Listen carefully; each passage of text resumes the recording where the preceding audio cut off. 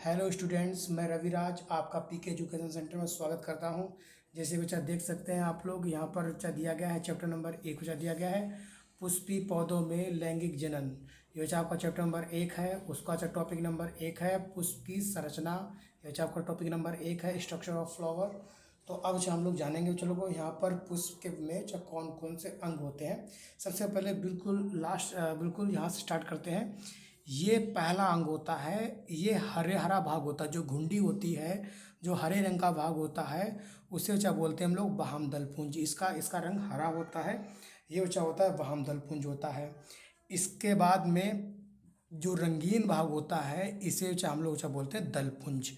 ये क्या होता है, दलपुंज। ये यहाँ पर जो रंगीन भाग होता है, जो पुष्प जो आसपास के कीड़ों को आकर्षित करता है, ये क्या होता है, दलपुंज होता है।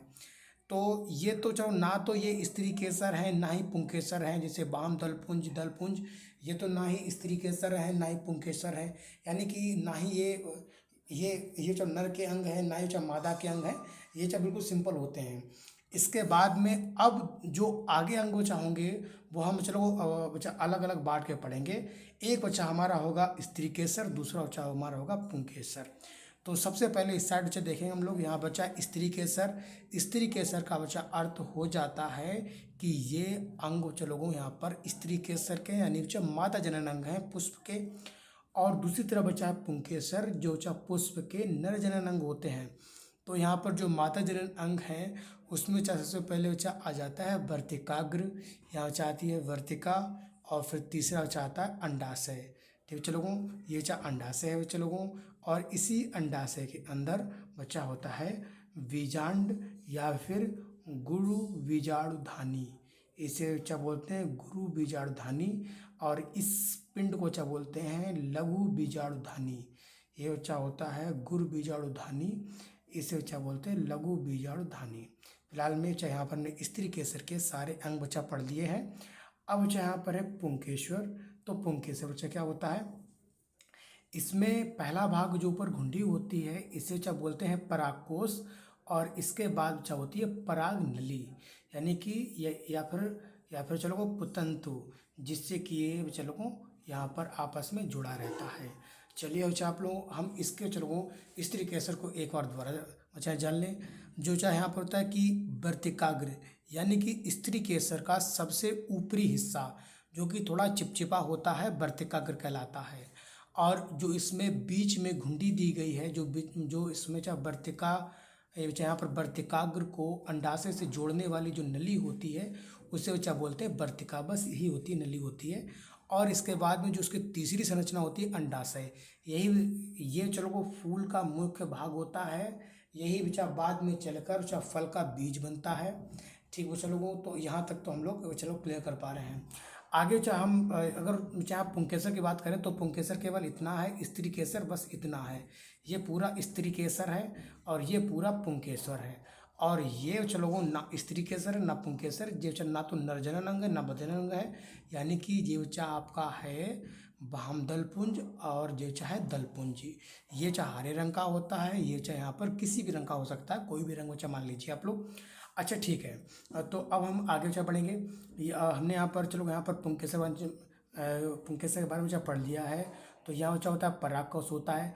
तो परागकोश के अंदर बच्चा होते हैं पराग कण भरे होते हैं, जो कि बच्चा लोगों को परागण में बच्चा भूमिका निभाते हैं। तो फिलहाल बच्चा लोगों यहाँ तक बच्चा क्लियर है। अब हम इसके बच्चा लोगों जो बच्चा पॉइंट है उन्हें क्या पढ़ेंगे।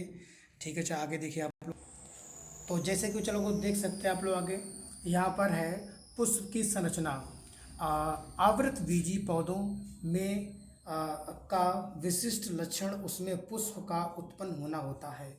जो हमारे आवृतबीजी पौधे होते हैं बच्चा, दो प्रकार के बच्चा पौधे बच्चा होते हैं। एक तो बच्चा होता है अनावृतबीजी, दूसरे बच्चा होते हैं आवृतबीजी। आवृतबीजी बच्चा पौधे बच्चा वे होते हैं जिनके जिनके बीज पर बच्चा खोल होता है, बच्चा होते हैं आवृतबीजी। तो आवृतबीजी पौधे का सबसे पहला लक्षण जो होता है कि बच्चा कि उनमें उनमें बच्चा पुष्प उत्पन्न होता है। तो एक पुष्प के 4 भाग होते हैं। फिलहाल में आप लोग आवृतबीजी बच्चा समझ गए होंगे। एक बच्चा होता है अनावृतबीजी, आवृतबीजी जिसके ऊपर बच्चा खोल होता है, अनावृतबीजी जिनके ऊपर खोल नहीं होता है। जिन बीजों पर खोल नहीं होता है अनावृत बीजी, और जिन पर खोल होता है वे क्या होते हैं आवृत बीजी। अब यहाँ पर आगे क्या है, एक पुष्प के 4 चक्र होते हैं, या फिर चलो उसमें 4 मतलब वहाँ बिंदु होते हैं, या फिर उसके 4 हिस्से होते हैं।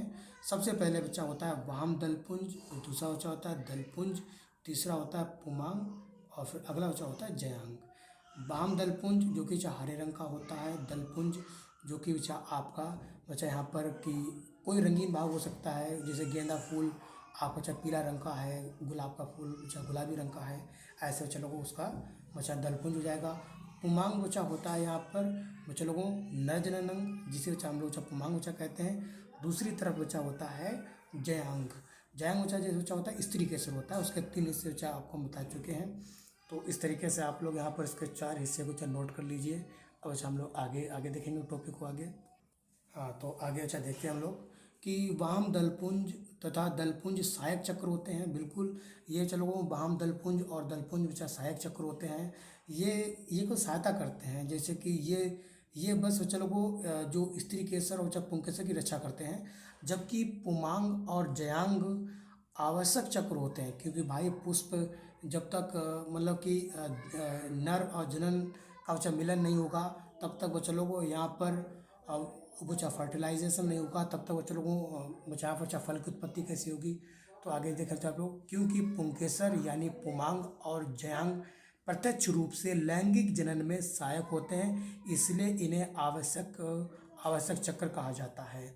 आगे देखेंगे बच्चा हम लोग, जैसा कि आगे बच्चा हम लोग देख सकते हैं, यहाँ पर हेडिंग बच्चा दी गई है वाम दलपुंज, और हम इसमें थोड़ी चित्र की सहायता से भी देखेंगे बच्चा लोगों। तो यहाँ बच्चा लोगों को चित्र में दिया गया है, ये बच्चा हिस्सा है वाम दलपुंज, इस हिस्से की बात करेंगे हम लोग। तो क्या कहता है, यह पुष्प का प्रथम चक्र होता है जो कि अधिकांशतः हरे मतलब कि जो हरे रंग का होता है। वाम दलपुंज अनेक वाम दलों से मिलकर बना होता है। इसके बाद में अगली चाहे हेडिंग चाहे दलपुंज, तो ये चाहे दलपुंज कहाँ पर है, ये चाहे दलपुंज है, तो ये चाहे यहाँ पर दल है दलपुंज है, इसे आप लोग देख सकते हैं। यह पुष्प का दूसरा चक्र है जो कि अनेक दलों से मिलकर बना होता है। इसका तो महत्वपूर्ण कार्य पराग के कीटों को अपनी ओर आकर्षित करना होता है। ये जो कि भिन्न भिन्न रंगों का होता है, तो जो कीड़े आकर्षित हो ही जाते हैं, ठीक है। तो कीड़े आकर्षित करते हैं, जैसे भंवरा है और भी कीड़े हैं, उन्हें आकर्षित करता है। इसी के साथ अगला पॉइंट हमारा है पुमांग है। तो जो पुमांग है बच्चे लोगों, इसे आप लोग चित्र में देखेंगे पुमांग कहाँ पर है बच्चे लोगों। इस पुंकेसर को बोलते हैं पुमांग बोलते हैं। इसके 2 अंग होते हैं, परागकोश और बच्चे लोगों यहाँ पर जैसे तंतु या फिर पुतंतु, ठीक है। तो हम इसे देख लें बच्चे लोगों। सबसे पहले यहाँ पर है पुमांग। पुमांग पुष्प का तीसरा चक्र है। यह एक या एक से अधिक पुंकेसरों से मिलकर बना होता है। पुमांग तो पुष्प का नर भाग होता है, ठीक है। इसके 2 भाग होते हैं। पहला बच्चा होता है परागकोश, दूसरा बच्चा होता है बच्चा पर पुतंतु। बता चुके आपको चलो परागकोश क्या होते हैं। सबसे पहले परागकोश के अंदर बच्चा परागकोण भरे होते हैं। ये बच्चा परागकोश है, जिसके बच्चा छोटी सी बच्चा लोगों जो पुटिका होती है, जिसके अंदर बच्चा लोगों परागकोश भरे होते हैं, और इस नली को बोलते हैं हम लोग पुतंतु, ठीक है। चलो स्टूडेंट, तो अब हम आगे बढ़ेंगे।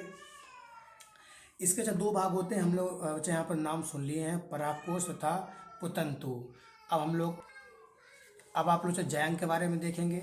जैसे आप लोग चित्र में देख सकते हैं, जो आपका भाग है स्त्री केसर है, इसके अंग हैं वर्तिकाग्र, वर्तिका तथा अंडाशय। तो ये बच्चे लोगों केवल इस हिस्से की बात कर रहे हैं, ऊपर वर्तिका, वर्तिकाग्र और यहाँ पर है अंडाशय, इसकी हम बात कर रहे हैं। तो आप लोग समझ लीजिए इसे अच्छी तरह समझिए आप लोग कि यह 2 पुष्प का चौथा व आखिरी चक्र होता है। यह पुष्प का मादा भाग होता है। जयांग एक या एक से अधिक स्त्री केसरों से मिलकर बना होता है। इसके 3 भाग होते हैं, वर्तिकाग्र, वर्तिका, अंडाशय। और चलो इसी के साथ में टॉपिक नंबर 1 बच्चा कंप्लीट है। आप लोग इसी पेज के नीचे देख सकते हो। चलो एक अगला टॉपिक दिया गया है, टॉपिक नंबर 2 दिया गया है, जो हमारा अगले वीडियो में आएगा। धन्यवाद बच्चों लोगों, इसमें बहुत अच्छा मेहनत लगी चलो। प्लीज़ आप लोग लाइक करें, प्लीज़ सब्सक्राइब करें, और चलो इसे शेयर भी करें। Thank you students.